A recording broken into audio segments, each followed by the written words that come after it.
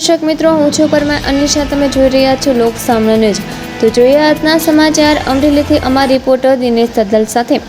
અમરેલી શહેરમાં અષાઢી બીજના પાવન અવસરે ભક્તિમય માહોલ વચ્ચે ભરવાડ સમાજ દ્વારા પરંપરાગત રીતે મચ્છુ માતાજીની ભવ્ય રથયાત્રાનું આયોજન કરવામાં આવ્યું.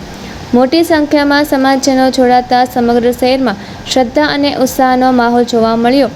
અમરેલી શહેરમાં ભરવાડ સમાજ દ્વારા નીકળેલી મચ્છુ માતાજીની રથયાત્રા બિનાકા ચોક પાસેથી પ્રસ્થાન કરી શહેરના વિવિધ માર્ગો પરથી પસાર થઈ હતી.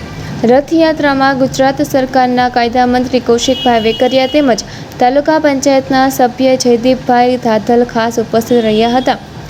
રથયાત્રા દરમિયાન હવેલી ખાતે ઠાકોરજીના દર્શન કરી આશીર્વાદ પ્રાપ્ત કરવામાં આવ્યા હતા.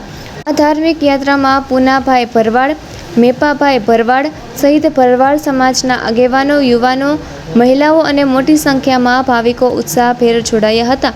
સમગ્ર માર્ગ પર ભક્તિભાવના જયઘોષ સાથે ધાર્મિક વાતાવરણ સર્જાયું હતું. તો ફરી મળીશું એક નવા સમાચાર સાથે. ત્યાં સુધી જોતા રહો લોક સામનો ન્યૂઝ.